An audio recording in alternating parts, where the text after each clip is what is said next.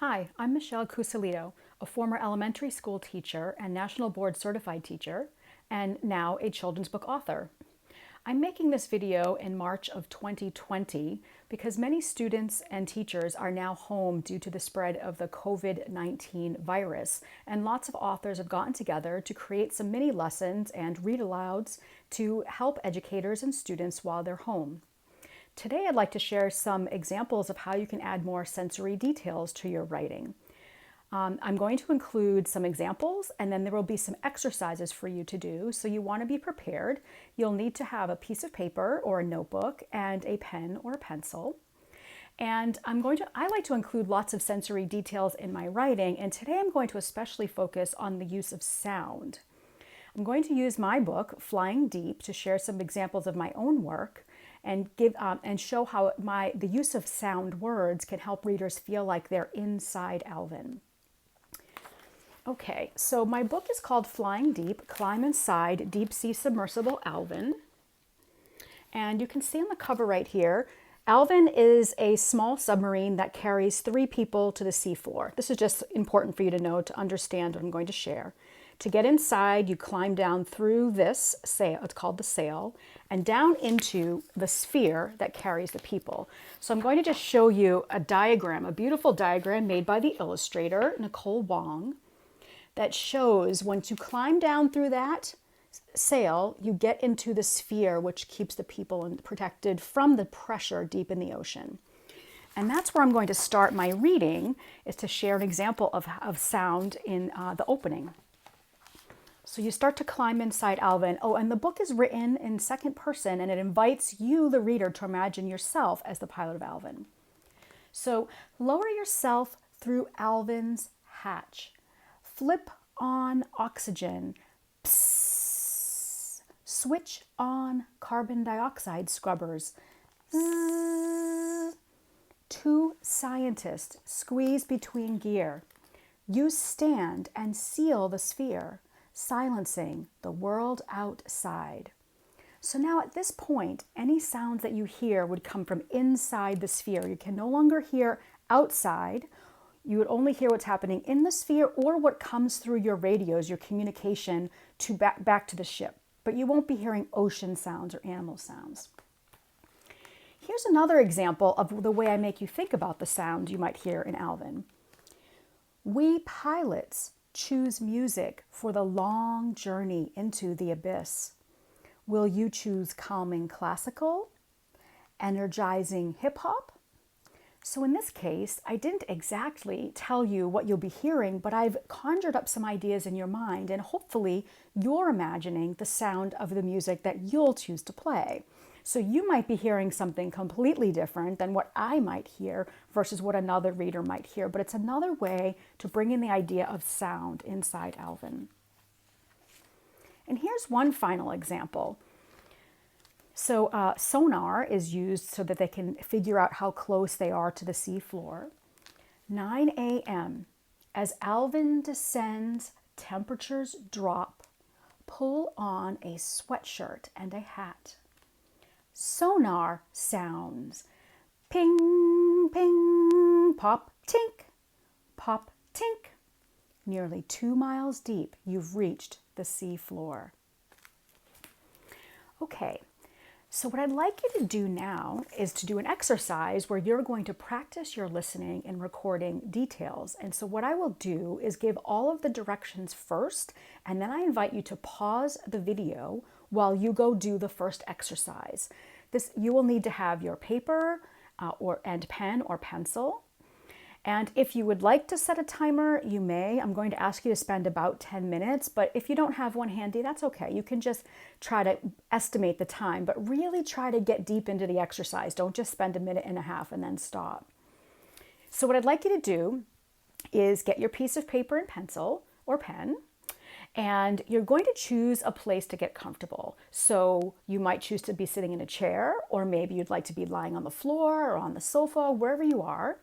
One tip for you, when I do this, especially if I'm outside somewhere, I actually like to lie down, and I like to lie on my stomach because I can easily just rest my head down and close my eyes and really listen, and then pick my head up and jot a few things down. So just find a way that you'll be comfortable to sit or lie down. And you're going to close your eyes and really, really listen to the sounds around you. Having your eyes closed stops you from using that sense, your sense of sight, and it makes your ears focus in. It makes you listen a little more closely. So I want you to lie there with your eyes closed and listen to what you hear far off in the distance. So most likely you'll be doing this inside. I want you to listen far away outside of whatever building you're in. What can you hear? Start there. Listen for a few minutes and then lift your head, open your eyes, quickly jot down some ideas, and then close your eyes again and really focus and really listen. If you're in an apartment building, maybe you'll start listening now to what you hear inside the building, but not inside your apartment. Or I live in a house, I might be listening to what's in the room outside where I am right now. Try to hear what sounds I can notice. Same thing as before, then stop, open your eyes, jot a few quick things down, close your eyes again, and now focus in on what you hear in the room where you are. Some of these sounds might be very soft sounds, very quiet sounds. Really tune in and listen. What can you hear? What things do you not notice every day because you're too busy doing other things? And again, quickly jot those ideas down. Okay, so all of this whole process will take you about 10 minutes. So eyes closed, listening outside the building, inside the room, jotting down at each step of the way. The whole thing will take about 10 minutes. And so as soon as I finish speaking the sentence, I want you to pause the video and go do that and then come back to me. Okay. Hi, welcome back. Now what I'd like you to do is take a quick look at your list and think about, did you miss anything? Maybe you heard some things, but there's so much happening you forgot. So I'm going to give you a moment. Just think about it and jot down anything you might have missed in that first rush of ideas.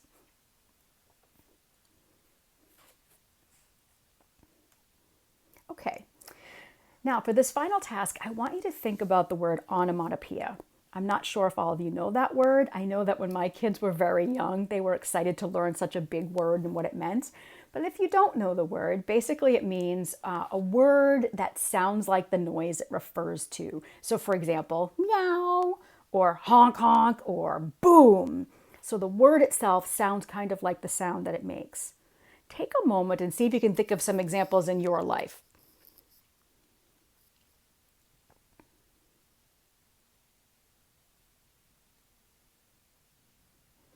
Okay, I hope you had lots of ideas. Animal sounds frequently come to mind for lots of students. Maybe you got things like a cow says moo or chicken says cluck or something like that.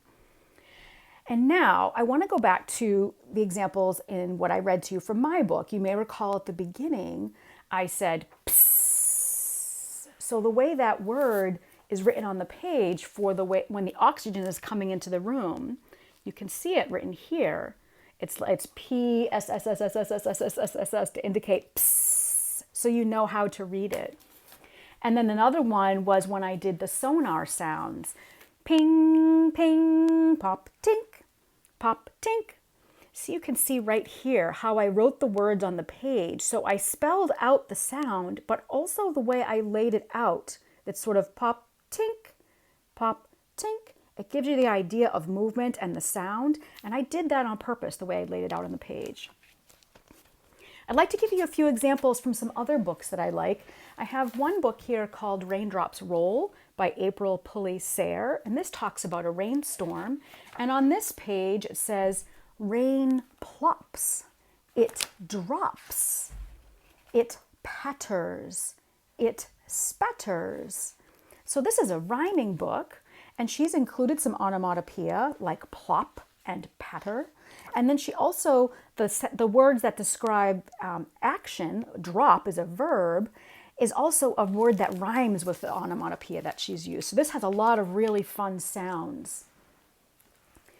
Here's another book you might choose to go find. It's a book called Coyote Moon by Maria Gianferrari, illustrated by Bagram Ebatuin, I hope I've pronounced the name correctly. Coyote Moon is the book again.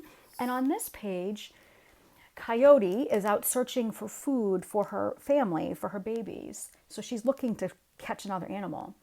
Coyote charges the nest. It's a goose nest. Sorry, I should have told you that. Coyote charges the nest. Geese hiss and dive, honk and snap, nipping Coyote's back. Coyote flees. No eggs for breakfast. So here's a page where you can see these words. Coyote tries to get the geese, and the word hiss and honk are other examples of onomatopoeia. Here's a final example. This is kind of an old book that I just love so much. It's called Hush, a Thai lullaby. And it is written by, I want to make sure I get this right. It's written by Min Fong Ho, and it's illustrated by Holly Mead. And this was a favorite of my kids when they were young. I still love it. And this book, because it's a Thai lullaby, the kind of onomatopoeia that the author uses is different than here, because depending on what culture you're from and what your first language is, you hear sounds differently and you might express them differently. So I really encourage you to get this book. I'm not going to read it all, but go see some of the other sound words. I'll just share my favorite one, one of my favorite ones. It's about this elephant here. And the page says, "Hush, who's that shrieking through the forest?" Humpra! Humpra! A great big elephant. Elephant, elephant, don't come shrieking. Can't you see that baby's sleeping? So this is a story where baby's sleeping and all these animals are making noise and waking up the baby. And there's a funny bit of information you get just from the illustration. So I really encourage you to go read it yourself. But did you notice if English was your first language, you might not have described an elephant sound as humpra, humpra, but that's what it says in the book. And that's how I imagine the sound is made, but also I don't speak Thai. So perhaps a Thai person would say it slightly differently. So that's a really fun thing to think about. If English is not your first language, you might have a way that seems very unique to me, and my way might seem unique to you. And it's all part of putting yourself into your writing. So the last task I want you to do when we're finished with this video is to go back to your list. Maybe you wrote something like, "I hear a bird." And I would encourage you to make your sound descriptions be more detailed. So maybe you don't know what kind of bird it is, or maybe you do. But let me just give you an example. If I said, "I heard a parrot outside," or "I heard a chickadee outside," or "I heard a robin outside," all of those three different birds would sound very, very different from each other. If I were going to say the sound a parrot makes, I might say squawk. If I were going to say the sound a chickadee makes, I might say chirp, which is a verb. I could hear chirping, but I would even better be to say chickadee-dee-dee, because that's just the way a chickadee to me sounds like it's saying its name. To many people, it sounds that way. Chickadee-dee-dee, you could write it like that. So I want you to think about finding verbs that are very descriptive of your sounds, or maybe you can find some examples of onomatopoeia that you could use in your own writing. Try not to write things like "I hear." Try to just say what it is, Just say squawking outside the window rather than said I heard a parrot, or just say a parrot squawked outside the window, something like that. So I encourage you now, I'm going to finish talking and send you off to do your last bit of the exercise to try to add some more details like that. And then you can go and put it in your writing. Think of this all the time as you're writing. How could you add more sensory details? I practice this skill regularly. I just did it last week when I was out on a hike. I stopped. I spent about 45 minutes really listening and recording the sounds that I heard, not because I was writing anything that particular day about that topic, but because I wanted to practice. I keep practicing, training my ear to listen to those things. Okay, so take your list, go back and see if you can add more details and put them in your writing and have lots of fun. Thank you so much. And again, I'm Michelle Cusalito. I'm the author of Flying Deep. And for any teachers who are watching, I encourage you to visit my website, michellecusalito.com. And also I have Pinterest boards that will have lots of other really wonderful books that you might want to look at. My boards are built specifically for educators, for homeschoolers, for librarians. So there's lots of resources you can find there, including resources to expand your use of flying deep in the classroom. And there are some more lesson ideas on my website too. Thanks so much. Bye.